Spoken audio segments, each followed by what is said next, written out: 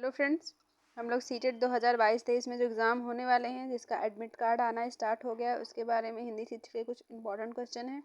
ये practice set से question है, बहुत इंपॉर्टेंट क्वेश्चन है, जो भी लिए गए हैं बहुत इंपॉर्टेंट क्वेश्चन है।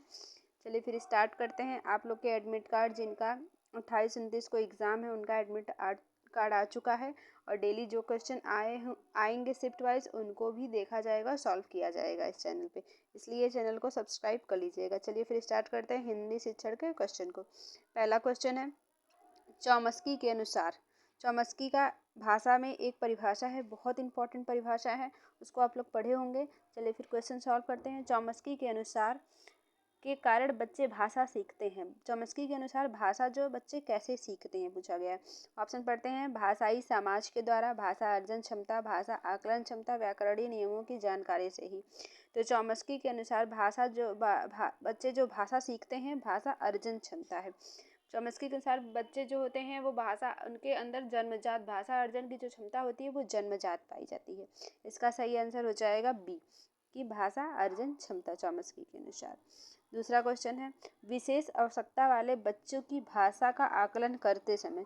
जो बच्चे विशेष आवश्यकता वाले हैं उनका भाषा का आकलन करते समय किन बातों का ध्यान रखना चाहिए पूछा गया है। ऑप्शन पढ़ते हैं। उन्हें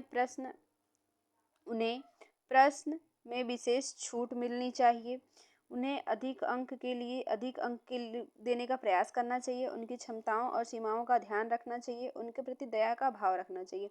तो विशेष आवश्यकता वाले जो बच्चे होते हैं उनका आकलन करते समय उनकी क्षमता और सीमाओं का ध्यान रखना चाहिए कि वो उनकी क्षमताएं क्या हैं विशेष आवश्यकता वाले में। इसका आंसर सी हो जाएगा। तीसरा क्वेश्चन है, विद्यालय में एक से अधिक भाषाओं का शिक्षण। बहुभाषिकता से एक क्वेश्चन आता ही है। इसमें पूछा गया है कि विद्यालय में एक से अधिक भाषाओं का शिक्षण जटिल समस्याएं उत्पन्न करता है, अनेक भाषाओं के शिक्षकों के रोजगार को बढ़ावा देता है। सी ऑप्शन है, बहुभाषिकता और राष्ट्रीय सद्भावना का प्रसार करता है, व्यवहारिक नहीं है।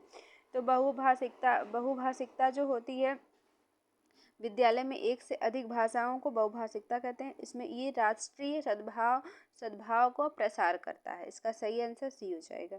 चौथा क्वेश्चन है, उच्च प्राथमिक स्तर पर कहानी कविता पढ़ने के बाद यह जरूरी है कि। ऑप्शन है, बच्चों की लिखित उत्तर दे सकें, उसे अपने शब्द में दोहरा सकें, विपरीत भाव की कहानियाँ या कविता सीख सके, उन्हें अपने अनुभव संसार से जोड़ सके। तो उच्च प्राथमिक स्तर पर कहानी कविता पढ़ाने के बाद बच्चे जो होते हैं उन्हें अपने अनुभव संसार से जोड़ सके। इसका सही आंसर डी हो जाएगा। उनको अपने दैनिक जीवन से उनके जीवन से संबंधित जोड़ना है। इसका सही आंसर हो जाएगा डी। पांचवा क्वेश्चन है, राष्ट्रीय पाठ्यचर्या रूपरेखा एनसीएफ। इससे तो क्वेश्चन आना फिक्स रहता है। एनसीएफ के अनुसार क्या सही है अब बताना है। ऑप्शन पढ़ते हैं। भाषा केवल भाषा की कक्षा तक सीमित होनी चाहिए। केवल आ गया, ये निगेटिव गलत हो जाएगा। भाषा शिक्षण एक प्रकार से अन्य विषयों की कक्षाओं में भी मौजूद रहता है, ये कुछ पॉजिटिव लग रहा है। बच्चे विद्यालय में ही सीखते हैं, ये निगेटिव है। प्राथमिक स्तर पर भाषा सीखने में केवल पढ़ने पर बल देना चाहिए, जहाँ केवल आ गया वो निगेटिव आंसर हो जाएगा।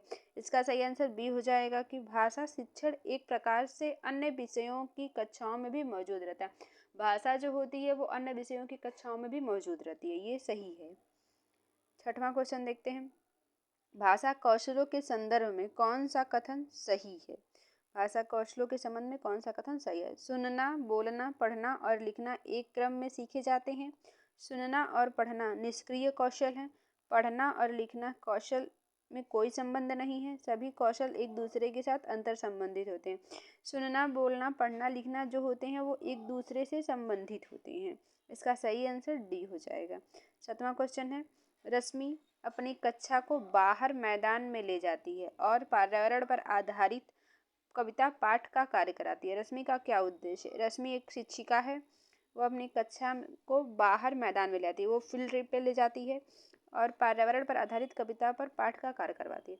उसका उद्देश्य क्या है पढ़ते हैं। ऑप्शन, बच्चों को रोजमर्रा की चर्या से कुछ अलग माहौल देना, बच्चों को मैदान में घूमने का अवसर देना। तीसरा ऑप्शन है, मैदान की प्राकृतिक वातावरण के साथ संबंध जोड़ते हुए कविता को समझने का अवसर देना। तो रश्मि जो है उसका उद्देश्य है कि बच्चे जो हैं प्राकृतिक वातावरण के साथ संबंध जोड़ते हुए कविता को समझने का अवसर देना। इसका सही आंसर डी हो जाएगा। रश्मि चाहती है कि बच्चे जो हैं वो अपने प्राकृतिक वातावरण से जुड़े, उसके साथ संबंध स्थापित करें। इसका सही आंसर सी हो जाएगा। ये 7 क्वेश्चन थे, बहुत इंपॉर्टेंट क्वेश्चन थे। ऐसे ऐसे वीडियो एग्ज़ाम से पहले आपके आते रहेंगे और जो भी डेली शिफ्ट वाइज पेपर होगा उसका यहाँ एनालिसिस किया जाएगा। चैनल को सब्सक्राइब कर लीजिएगा। Thank you.